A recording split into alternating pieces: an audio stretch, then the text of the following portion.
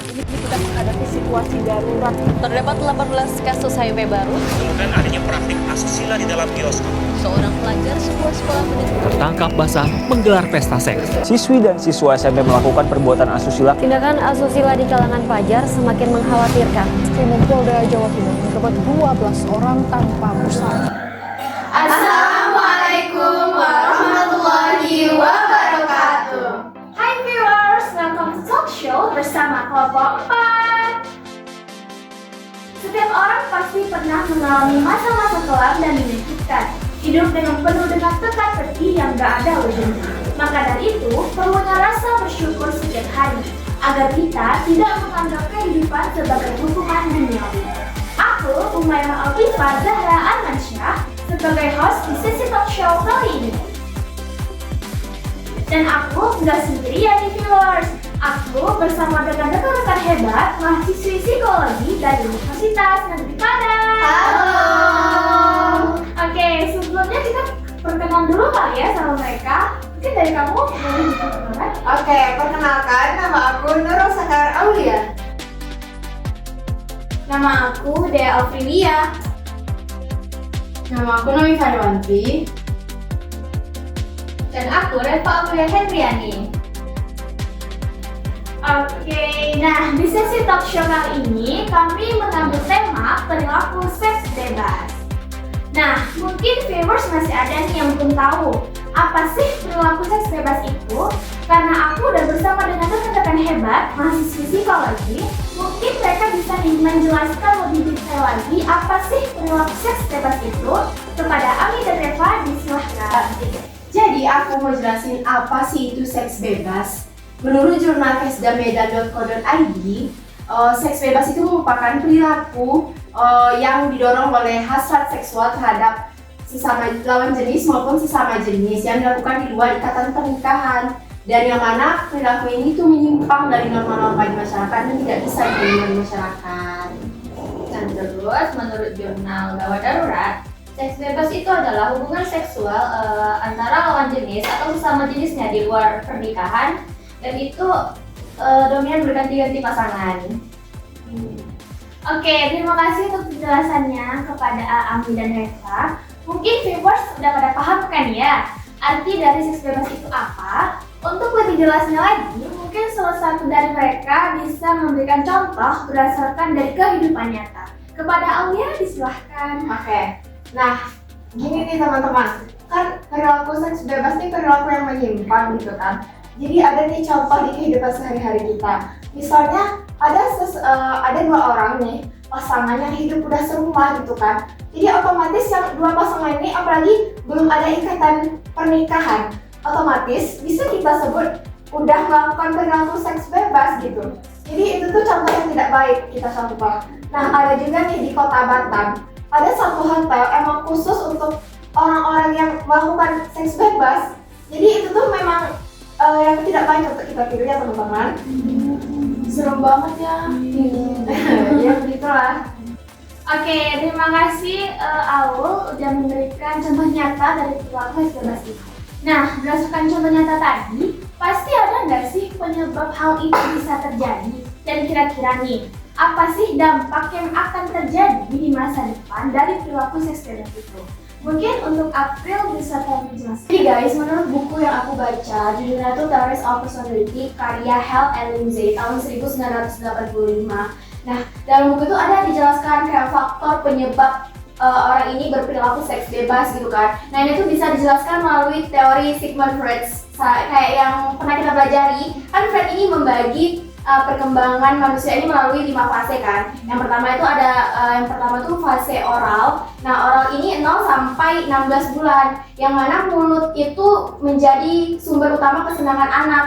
Kemudian yang kedua fase anal. Nah, ini tuh 1 sampai 3 tahun. Nah, ini tuh kesenangan anak tuh berpindah pada anusnya, gimana anak itu belajar buang air kecil, buang air besar gitu. Kemudian fase yang ketiga itu ada falik, itu 3 sampai 6 tahun, dimana anak ini udah mulai kenal nih sama jenis kelaminnya. Kemudian yang keempat itu ada fase retensif, Yang mana dorongan seksual ini tuh udah mulai berkurang, digantikan dengan kayak kegiatan sosial kayak dia melakukan hobinya gitu kan. Kemudian yang kelima itu ada fase genital. Nah ini dorongan seksual ini tuh muncul kembali tapi dalam konteks yang hubungan yang udah matang gitu. Nah jadi menurut Freud dari kelima fase ini tadi, jika salah satu fase aja ini belum terselesaikan atau adanya konflik, maka itu mempengaruhi perilaku seseorang di masa depan gitu. Nah dari kelima fase ini tadi tuh ada dua fase yang benar-benar mempengaruhi perilaku seks bebas ini. Yang pertama itu ada fase falik. Jadi kan itu dari usia 3 sampai 6 tahun. Nah pada fase ini tuh anak itu udah mulai kenal kan sama jenis kelaminnya. Oh aku cewek, oh aku cowok gitu kan. Kemudian muncul nih rasa ketertarikan dia terhadap orang tua lawan jenisnya. Itu kayak kompleks Oedipus untuk anak laki-laki yang tertarik dengan ibunya. Kemudian kompleks Elektra untuk anak perempuan yang tertarik dengan ayahnya gitu. Nah, jika pada fase ini tuh anak kekurangan kasih sayang, cinta, perhatian dari orang tuanya, nah anak ini tuh bisa tumbuh dengan hubungan seksual yang nggak baik, nggak sehat gitu. Nah, contohnya tuh misalnya kayak anak nih, dia dibesarkan di lingkungan, di keluarga yang terlalu permisif, yang artinya tuh keluarga ini terlalu membiarkan anaknya kayak nonton-nonton konten seksual gitu loh. Terus atau terlalu represif. Represif itu artinya orang tua ini menganggap seks ini tuh sebagai hal yang tabu atau memalukan. Jadi anak ini pun kayak merasa penasaran kan, karena dia kan juga nggak tahu. Jadi karena penasaran ini dia mencoba-coba gitu. Akhirnya ya udah terjadilah seks bebas itu gitu. Kemudian fase yang kedua itu ada fase genital. Ini tuh dari masa pubertas sampai dia dewasa. Nah jadi pada tahap ini tuh dorongan seksual ini berkembang secara penuh. Tapi jika seseorang ini merasa adanya kekurangan emosional di waktu kecilnya, nah dianya akan tumbuh dan menganggap bahwa seks ini tuh dijadikan alat untuk mencari validasi, kasih sayang, cinta dari orang lain gitu. Misalnya kayak seseorang ini tuh dia tuh tidak merasa dihargai oleh keluarganya atau lingkungan sekitarnya. Nah, kemudian dia tumbuh dan dia tuh pun merasa bahwa hubungan seksual ini adalah satu-satunya cara agar dia tuh bisa diterima atau disayangi oleh orang sekitarnya gitu. Nah, jadi selain itu ada juga faktor-faktor lain yang menyebabkan seseorang ini berperilaku seks bebas ini tadi. Yang pertama itu faktor lingkungan sosial. Nah, jadi lingkungan sosial ini tuh berpengaruh dalam membentuk perilaku seseorang melalui social learning theory. Nah, jadi dalam teori ini tuh seseorang tuh belajar melalui observasi dan imitasi dari perilaku orang lain. Apalagi kalau perilaku itu tuh mendapatkan penghargaan dan dianggap normal di sekitarnya gitu. Misalnya nih, seseorang yang tumbuh dan berkembang di lingkungan dengan teman-teman yang selalu menceritakan pengalaman seksualnya dengan perasaan bangga gitu. Sehingga dia pun merasakan bahwa dia tuh harus menyesuaikan diri dengan kelompoknya tuh. Akhirnya dia mengikutilah, menirulah perilaku tersebut gitu kan, tanpa memahami dampaknya gitu. Nah, kemudian faktor yang kedua ini ada pengaruh media. Nah, jadi ternyata media ini berpengaruh loh dalam membentuk perilaku seseorang gitu. Apalagi jika media ini tuh tidak memberikan batasan yang jelas gitu. Sehingga dapat membentuk persepsi bahwa hubungan seksual tanpa adanya ikatan adalah normal dan bahkan diinginkan gitu. Apalagi jika seseorang ini tuh tidak memiliki pendidikan seksual yang jelas, yang tidak memadai gitu. Contohnya kayak remaja yang sering menonton film pornografi yang di situ benar-benar memaparkan secara jelas dan bebas tanpa mereka itu memberitahu konsekuensi atau dampaknya, sehingga dia pun berpikir, oh perilaku ini nggak berbahaya loh, nggak memiliki dampak negatif loh gitu. Nah jadi hal ini tuh mempengaruhi perilaku dan tindakan dia di dunia nyata gitu. Kemudian yang ketiga itu ada kebutuhan emosional dan rendahnya self-esteem.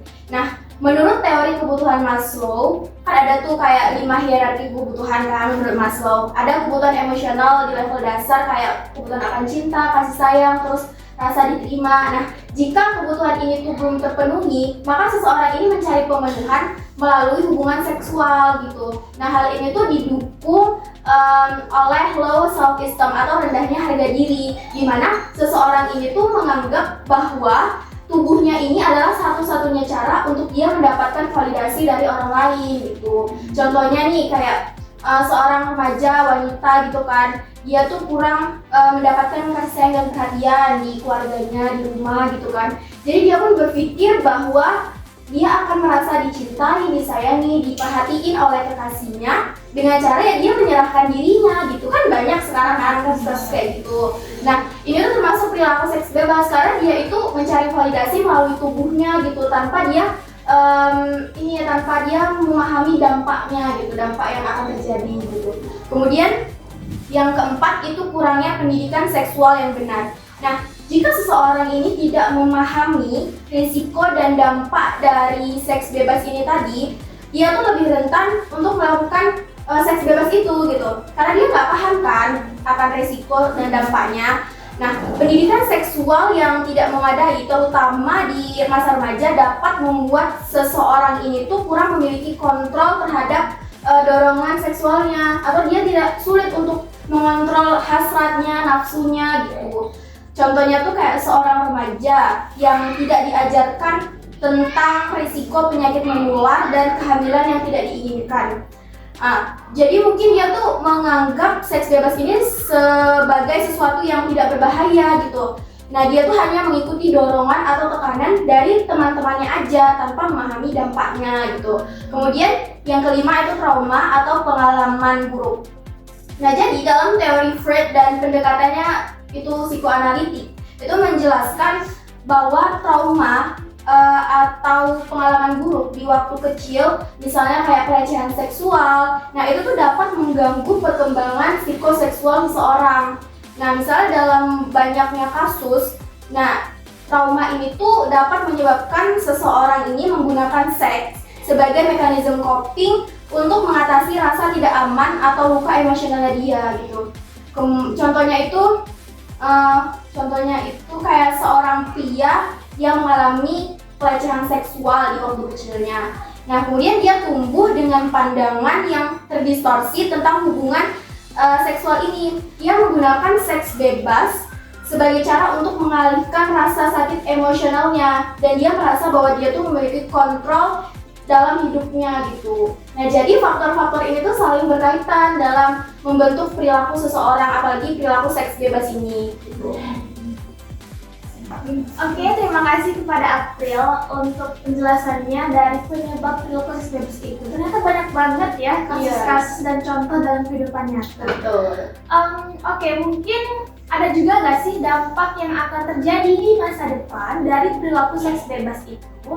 Mungkin kepada Saudari Aulia disilahkan. Oke, di sini saya akan menjelaskan dampak fisik dari perilaku seks bebas nih. Nah, seks bebas ini kan sering kita kaitkan sebagai perilaku seks yang beresiko tinggi terkena infeksi menular seksual atau bisa disingkat dengan IMS.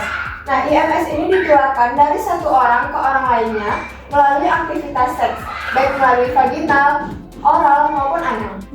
Nah, beberapa IMS yang dapat menyerang perilaku seks bebas. Yang pertama yaitu chlamydia.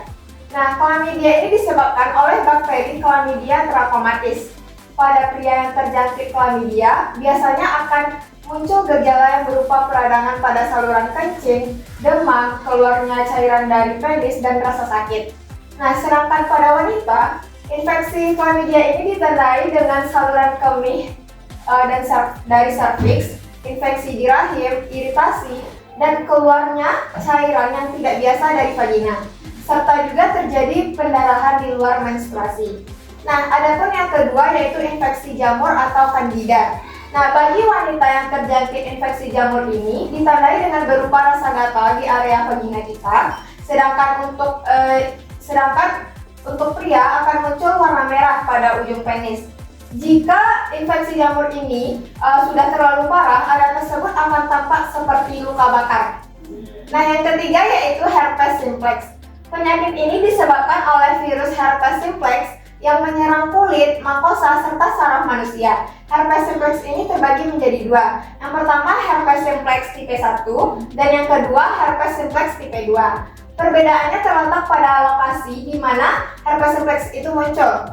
Nah, adapun herpes simplex tipe 1 terjadi di sekitar mulut dan tubuh, sedangkan herpes simplex tipe 2 ini terjadi di area kelamin.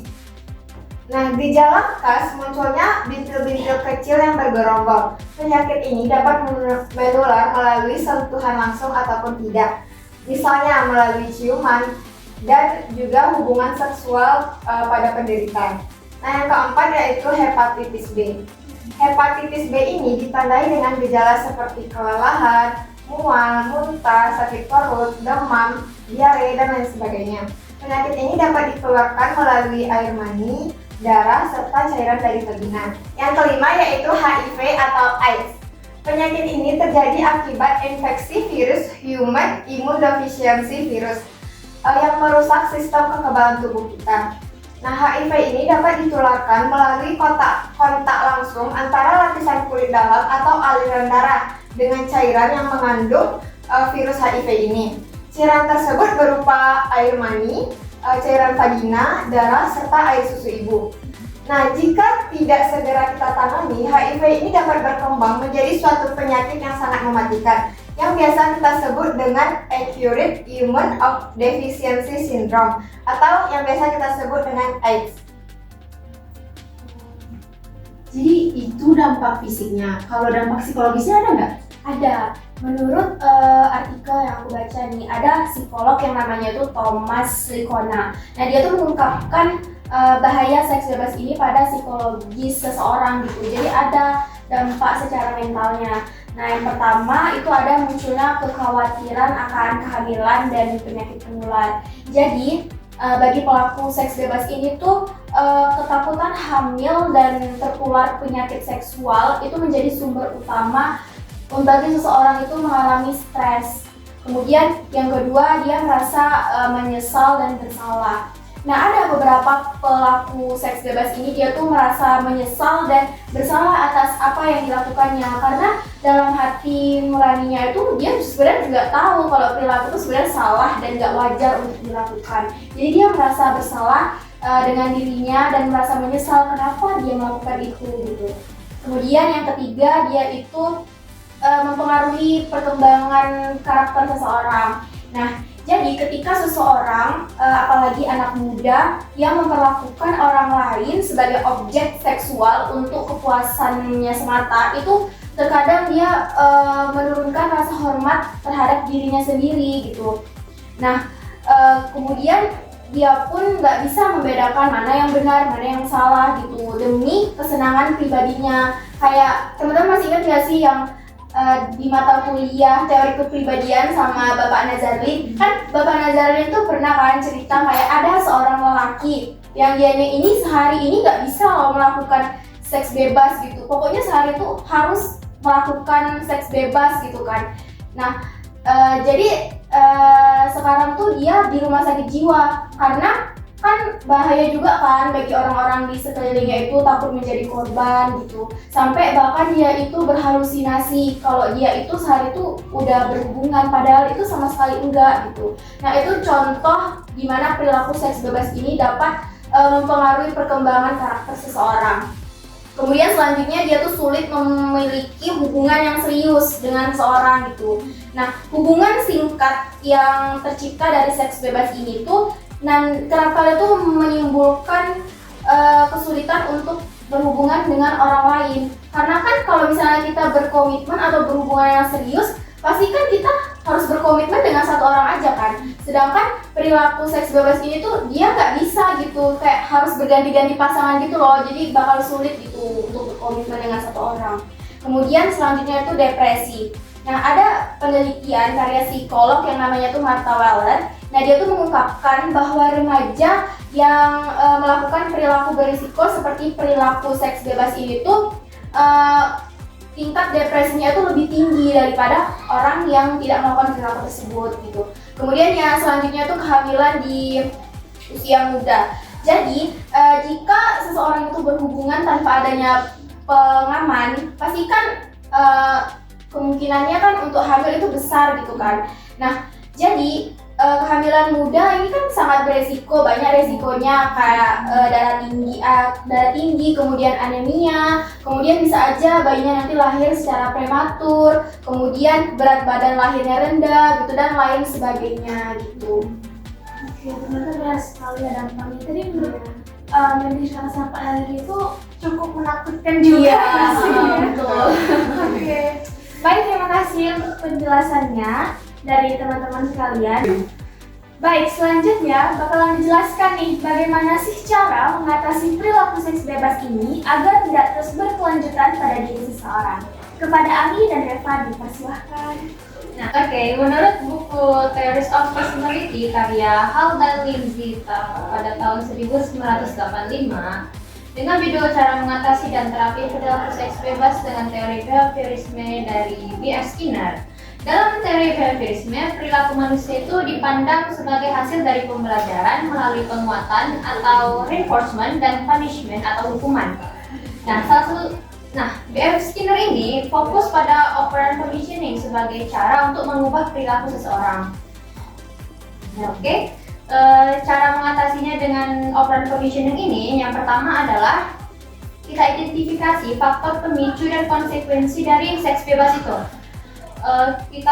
Contohnya ya, seseorang tuh bakal melakukan seks bebas karena dia mendapatkan validasi dan kasih sayang dari pasangannya kan. Nah, karena rasa diterima itu berfungsi sebagai penguat positifnya, maka dia akan terus melakukan seks bebas itu. Nah, terus yang kedua, kita harus menghilangkan reinforcement positif tadi. Untuk menghentikan perilakunya, konsekuensi positif yang memperkuat perilaku tersebut harus dihilangkan. Misalnya, dia kan dapat rasa kasih sayang dari pasangannya tadi. Kita ajarkan dia dengan cara mendapatkan kasih sayang itu melalui teman dan keluarganya gitu. Nah, terus yang ketiga, memberikan reinforcement positif untuk perilaku alternatif. Nah, di sini Skinner menekankan pentingnya menggantikan perilaku yang tidak diinginkan dengan perilaku yang lebih positif. Perilaku ini bisa dikasih penghargaan agar dia terbiasa dengan perilaku positif tersebut. Oke, contohnya nih ya, seseorang itu cenderung mencari perhatian melalui seks bebas. Nah, di situ kita bisa ajarkan dia untuk menyalurkan energinya melalui aktivitas lain, misalnya kayak seperti seni, olahraga, atau pekerjaan sosial lainnya. Nah, setelah dia melakukan itu, kita kasih dia penghargaan agar dia lebih terbiasa melakukan hal itu gitu. Terus yang keempat, menggunakan punishment-nya dengan hati-hati. Nah, hukuman tuh bisa digunakan ya untuk mengurangi perilaku tersebut. Tapi di sini Skinner menekankan agar hukuman tuh nggak berlebihan, biar dia tuh nggak menimbulkan kecemasan atau pemberontakan gitu, tertekan gitu. Iya, tertekan dia kan pasti juga. Terus contohnya tuh kayak misalnya ada seseorang berpikir untuk melakukan seks bebas itu. Nah, hukumannya bisa kita kasih kayak kehilangan akses ke sesuatu yang dia sukai. Nah, jika ia tidak mengikuti rencana terapi. Nah, itu saja dari saya. Jadi kan tadi Reva bilang ada terapinya nih. Jadi emang ada terapinya dari B.F. Skinner, itu ada 3 terapi yang bisa diterapkan untuk mengatasi seks bebas itu gitu. Yang pertama itu adalah behavioral contract. Jadi ini tuh terapi yang dilakukan dengan cara membuat kontrak tertulis dengan klien gitu loh. Jadi contohnya tuh kayak klien membuat kontrak tertulis bahwa dia akan menghindari seks bebas selama sebulan gitu. Dan kalau dia berhasil melakukan itu bisa diberi ujian atau hadiah kecil gitu untuk menambah semangatnya gitu. Yang kedua itu ada token ekonomi. Token ekonomi itu tuh terapi berbasis token atau koin gitu loh. Jadi contohnya tuh kayak seorang klien, dia tuh saat dia berhasil menghindari dirinya dari suatu kondisi yang bisa menyebabkan seks bebas, itu tuh diberi token, diberi poin. Jadi poin itu tuh bisa ditukar dengan aktivitas yang dia suka atau hadiah-hadiah kecil gitu. Yang ketiga itu tuh ada shaping atau pembentukan bertahap. Jadi kan ada tuh orang yang nggak bisa langsung berhenti dari seks bebas gitu kan, apalagi kalau dia udah kecanduan gitu kan. Jadi tuh kita bisa membantu dia tuh dengan cara pembentukan bertahap, kayak perlahan-lahan menolak ajakan seks bebas gitu, atau mengalihkan perhatiannya dari seks bebas ini ke aktivitas yang lebih positif gitu. Oke, terima kasih kepada rekan-rekan yang hebat atas partisipasinya untuk menyelesaikan proyek hari ini. Aku dan kami semua berharap perilaku seks bebas ini tidak terjadi pada diri viewers dan semoga pelan-pelan kasus ini berkurang dalam kita. Perilaku seks bebas itu adalah suatu hal yang harus kita takuti dan hindari. Karena selain merugikan diri sendiri, pergaulan seks bebas ini juga dapat menimbulkan penyakit yang dapat menyebabkan stres dan depresi. Maka dari itu, saran dari aku, yang pertama, perlunya kenali diri sendiri dan tujuan hidup sebelum terlibat dalam seks bebas ini. Yang kedua, berkomunikasi secara terbuka mengenai hal ini bagi yang sudah berpasangan. Yang ketiga, mempertimbangkan konsekuensi untuk kedepannya. Yang keempat, jaga kesehatan mental dengan berolahraga, meditasi, dan lakuin hal-hal positif lainnya. Dan yang terakhir, lebih banyak pelajari tentang seksualitas dan cara permohonan. Oke, waktu berlalu begitu cepat sekali ya teman-teman. Terima kasih kepada narasumber untuk penjelasannya mengenai tema hari ini. Semoga kesadaran dan empati yang kita bagikan hari ini membawa perubahan positif. Dan semoga hal ini mampu kita jadikan sebuah pelajaran. Terima kasih sudah menonton sesi talk show ini sampai akhir. Semoga bermanfaat bagi viewers. Kami kelompok 4 pamit undur diri. Wassalamualaikum